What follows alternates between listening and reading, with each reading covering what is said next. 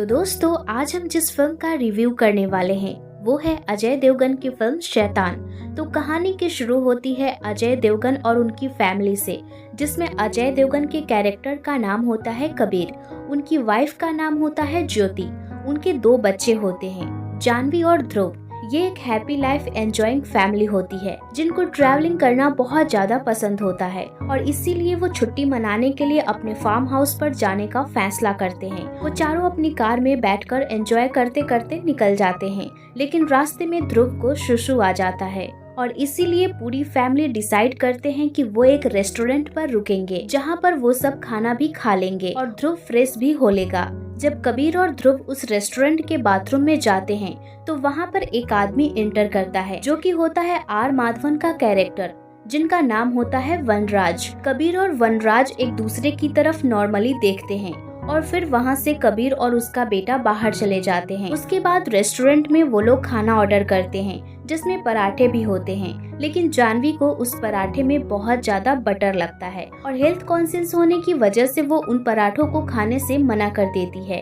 खाना खाते खाते कबीर की वाइफ ज्योति को चाय पीने का मन होता है, इसीलिए वो कबीर से कहती है कि वो 2 चाय ले आए। और जब कबीर काउंटर पर चाय का ऑर्डर देने जाता है तो उसके पास सिर्फ 500 का ही नोट होता है। तो रिसेप्शनिस्ट कहता है कि उसके पास खुला नहीं है, इसीलिए कबीर कहता है कि छोड़ो, चाय को रहने देते हैं और कबीर वापस अपने टेबल पर आ जाता है। लेकिन तभी वनराज 3 चाय लेकर आता है और कबीर और उसकी वाइफ को 2 चाय देता है, क्योंकि उसने दूर से देख लिया था कि कबीर के पास खुला नहीं है। इसीलिए उसने एक अच्छा जश्न देते हुए खुद की तरफ से उन दोनों के लिए चाय ऑर्डर कर दी। कबीर शुरू में थोड़ा हेजिटेट करता है, लेकिन फिर फाइनली वो चाय एक्सेप्ट कर लेता है और फिर वनराज को ऑफर करता है कि क्यों ना वो भी उन सबको ज्वाइन कर ले। वनराज उन लोगों के साथ बैठ जाता है और अब तक सब कुछ नॉर्मल चल रहा था, लेकिन फिर वनराज देखता है कि कबीर की बेटी जानवी उसका पराठा नहीं खा रही होती है। तो वनराज वो पराठा खुद ले लेता है और चुपके से, जब कबीर और ज्योति का ध्यान नहीं होता, वो अपने पास से एक लड्डू निकालता है और जानवी से कहता है कि मैं तुम्हारा पराठा खा लेता हूँ, तुम मेरा ये लड्डू खा लो। जानवी वो लड्डू खा लेती है और जैसे ही वो लड्डू वो निगलती है उसे कुछ अजीब सा फील होने लगता है। तभी वनराज जानवी से कहता है कि पराठा सेहत के लिए अच्छा होता है और वो ये पराठा खाए।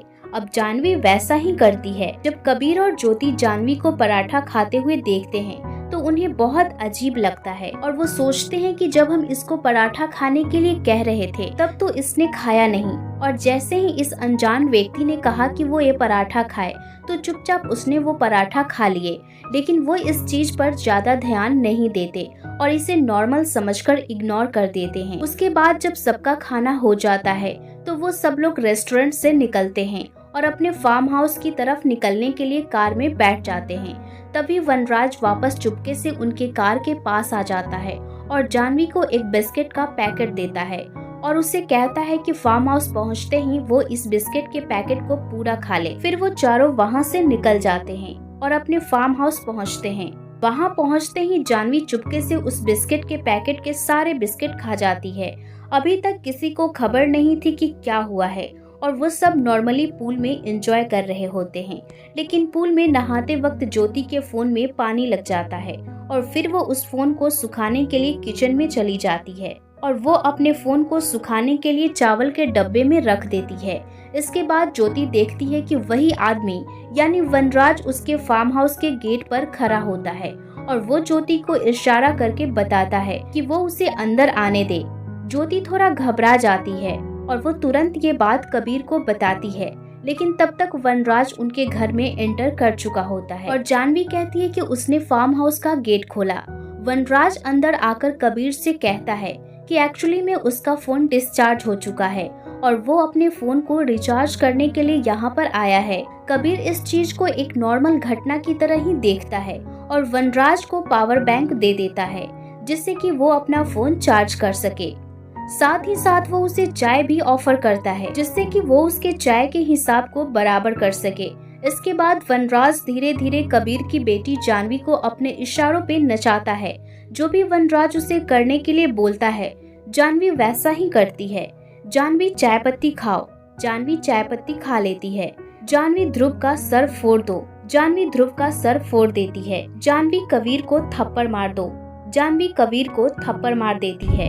ये सब देखकर कबीर और ज्योति बहुत ज्यादा डर जाते हैं। कबीर इसके बाद वनराज का हाथ पकड़कर उसके घर से निकल जाने के लिए बोलता है, लेकिन कबीर जानवी से कहता है कि वो उसके फादर को ऐसा करने से रोके, और जानवी कबीर को रोक देती है। धीरे धीरे कबीर और ज्योति को समझ आने लगता है कि यहाँ पर क्या हो रहा है, और फिर ज्योति वनराज से पूछती है कि उसने उसकी बेटी के साथ क्या किया है, और वो बताता है कि उसने उनकी बेटी को वश में कर लिया है, यानी कि वशीकरण। फिर कबीर वनराज से पूछता है कि वो उनसे क्या चाहता है, और वनराज कहता है कि वो उनकी बेटी चाहता है। वो अपनी बेटी को खुशी खुशी हमेशा के लिए हमें दान कर दे, लेकिन कबीर और ज्योति ऐसा करने से मना कर देते हैं। इसीलिए उन्हें और भी ज्यादा डराने के लिए वनराज जानवी से कहता है कि वो अपने छोटे भाई ध्रुव को चाकू मार दे, और जानवी वैसा ही करने जाती है।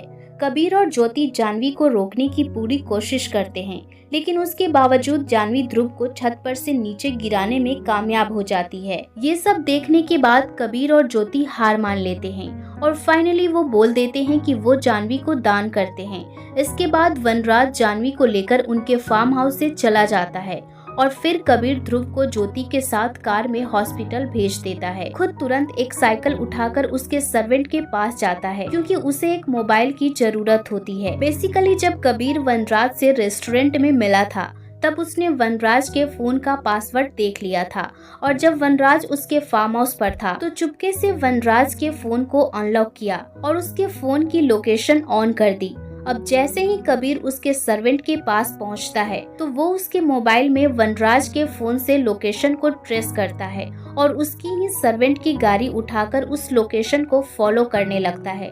लोकेशन फॉलो करते करते कबीर जंगल में पहुंच जाता है, जहां पर कुछ महिलाएं उस पर अटैक कर देती है, लेकिन कबीर जैसे तैसे उन्हें हराता है और उस लोकेशन के और भी ज्यादा करीब पहुंचने लगता है। और फिर कबीर देखता है कि वनराज ने ढेर सारी 108 लड़कियों को वश में कर रखा है, और वो ये काम बहुत समय से कर रहा होता है। वहां पहुंचकर कबीर समझ जाता है कि वो इन 108 लड़कियों की बलि चढ़ाने वाला है। तभी एक लड़की कबीर पर पीछे से अटैक कर देती है और कबीर गिर जाता है। फिर वनराज कबीर को पास बुलाता है और उसे कदमों के नीचे रखता है, और सभी लड़कियों को बोलता है कि अगर कबीर ने उसके काम में कोई भी दखल अंदाजी की तो सब लड़कियां उसको कच्चा खा जाए। फिर वनराज अपना प्रोसेस जारी रखता है, लेकिन तभी कबीर एक मशाल उठाकर वनराज के पैर पर मार देता है, जिसकी वजह से वनराज नीचे झुक जाता है, और कबीर वनराज के गले में टंगी एक ब्लेड से वनराज की जुबान काट देता है। क्योंकि वनराज की जुबान कट गई थी तो वो कुछ भी बोल नहीं सकता था, और कबीर यही चाहता था, जिससे कि अब वो कोई भी सलाह उन लड़कियों को न दे सके। लेकिन वनराज ने पहले ही उन सभी लड़कियों से बोल दिया था कि अगर कबीर ने कुछ भी दखल अंदाजी करे तो वो सभी लड़कियां कबीर को कच्चा खा जाए, और इसीलिए वो सभी लड़कियां वैसा ही करती है। वो सभी लड़कियां कबीर को घेर लेती है।